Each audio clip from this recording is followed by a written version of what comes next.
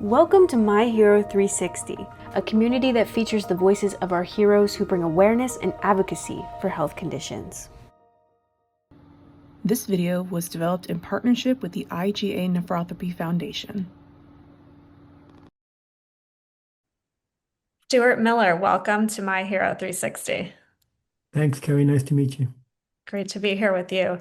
So, Stuart, you are the Director of Strategic Planning and Government Affairs for the IgA Nephropathy Foundation. We're going to talk more about the foundation in a little bit, but I first want to discuss how you came to work for the organization. You were diagnosed with IgA nephropathy over 15 years ago. Can you talk about the experience of learning that you had this rare condition? Yeah, so I went through a series of doctors primary care physicians who noticed that I had a small bit of protein in my urine, but didn't think it was an issue. And over 20 years, I visited several doctors, and they all came to the same conclusion. In 2007, I moved to Atlanta and met a new primary care physician who informed me that he thought there was something wrong with my kidneys and I need to get to see a nephrologist as fast as I could. And that's when I got the diagnosis. And for people who may not have heard of IgA nephropathy before, how would you describe it, and what are some ways that it can impact a person's day-to-day life? IgA nephropathy is a rare kidney disease. It really causes your kidneys not to filter as well as they normally would. For a lot of people, the emotional part of getting the diagnosis is worse than the actual physical symptoms that you receive. Mhm. But a lot of patients notice some fatigue, brain fog, flank pain, and just overall, concern about their general health and what the future is going to look like. Sure. Yeah, absolutely.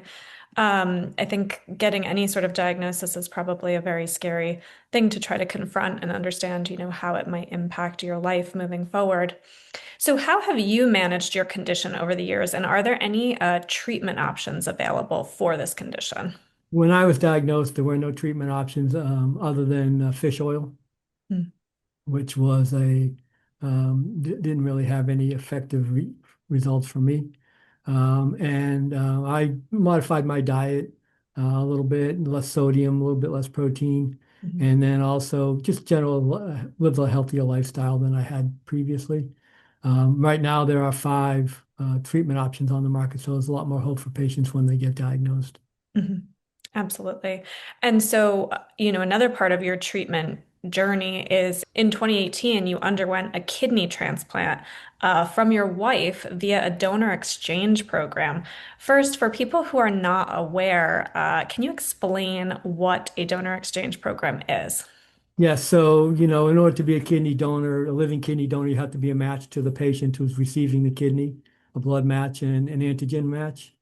And in the case of my wife, she was willing to donate, but was not a match for me. There was a woman in California who needed a kidney and had a donor that was not a match for her. I received the donor a kidney from that donor, and the woman in California received my wife's kidney. And that was Wow. all set up through our transplant center. Mhm. What a special opportunity for your wife to be able to, make this possible for you. How did the two of you discuss this option and ultimately make the decision? Yeah, there wasn't a lot of, discussion, I guess. My wife was very courageous and decided to help me out. Yeah, Um, it's something I'll never forget for the rest of my life. absolutely. That's amazing. And what happened that ultimately required you to get to the place where you needed to do this transplant? My kidneys continue to decline, and in 2016, Mm. my kidney function was reduced to about 21%, Wow. which is a number that allows you to get on the transplant list. Mhm. And luckily for me, I got a preemptive transplant. I got my transplant before I had to go on dialysis. But when I had my transplant, my kidney function was only at 11%. Wow. And now post-transplant, you're recovering, your wife is recovering as well. What was that period like? Yeah, it was a little interesting. We had just acquired two new puppies about 3 months prior to the day as well. Oh, wow. So it was pretty wild at the household, and I got about 3 weeks after my transplant, I got a rejection. I had to go back in the hospital Oh, oh, in wow. 5 days. We were very lucky. We had lots of friends and family to help us out. One of the things that you're not allowed to drive for 90 days post-transplant. and just your lifestyle changes quite a bit. And so we were very lucky to have friends and a community that helped us out. Absolutely. That's a game changer for sure. Now, you said you had a rejection soon after. What did they do to rectify that? Yeah, well, I had to go back into the hospital and they give you a treatment called thymoglobulin. It's a Mm, drug they can only give you twice in your lifetime, so they're very careful about how they use it and when they use it. It's very similar to a chemotherapy, and it worked. that's It great. set my kidney recovery back about 6 months, but it definitely worked for me. Wow, that's great. I want to talk about the foundation now. So, as I mentioned, you work for the IgA Nephropathy Foundation. What first drew you to the organization and how did you get involved?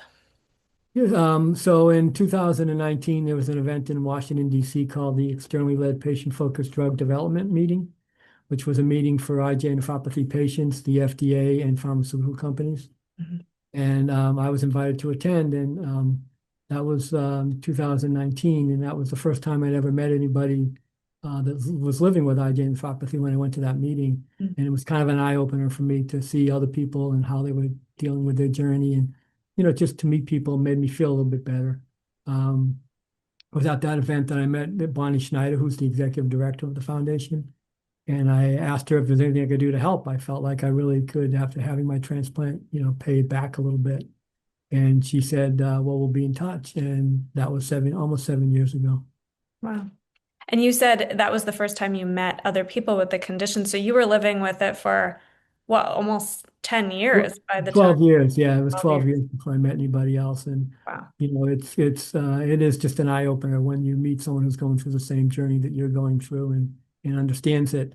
One of the things about IgA nephropathy is a lot of people, when they have it, they don't look sick. Mm-hmm. So your friends and family don't understand how sick you really are, what you're going through. Right. So when you meet someone else who understands that journey, it just makes it a little bit easier. Yeah. We hear that a lot in people that we speak with, that the finding a community or a foundation or a patient advocacy group is really makes a difference. And so what is the mission of the foundation and what are some of their more near-term goals? Yeah, so the mission of the foundation is to create a sense of community for the patients and to try to educate them and help them become their best advocates.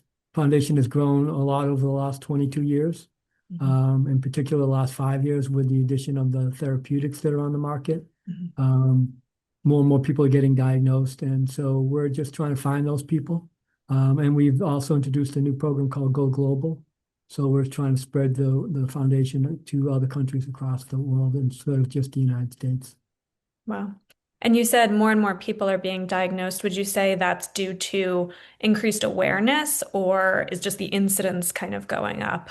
I think it's a combination of both. For many, many years, when you went to see a nephrologist, if you had, protein leakage in your urine, there really wasn't much they could do for you. Mm. Now that they know that there's opportunities for therapeutics that can help you, I Mhm. think they're being a little bit more careful with their diagnosis and diagnosing more people because they can help them.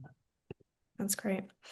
And what would you say has been an exciting accomplishment that you've seen the foundation reach during your time there?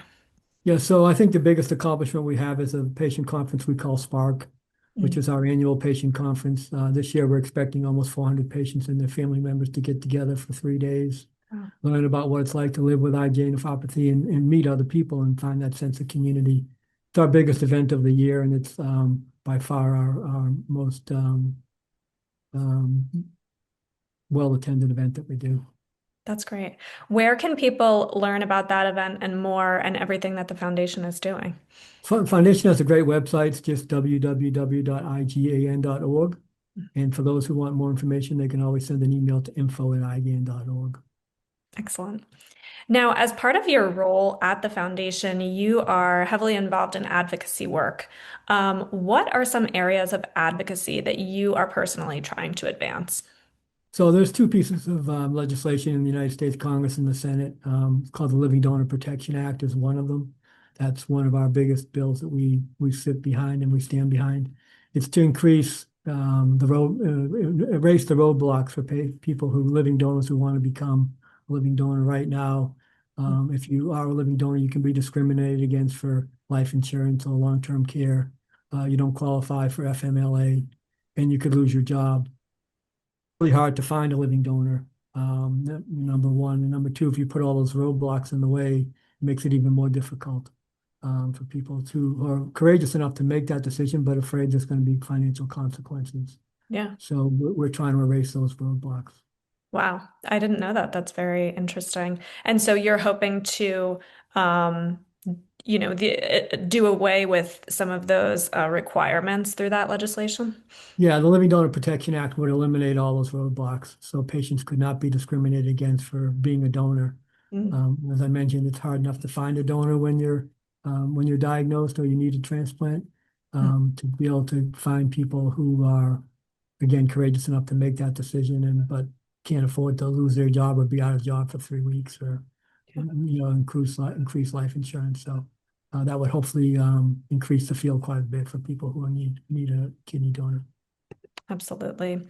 And in addition to that legislation, what do you think are some other important areas of need for patients, particularly with this condition?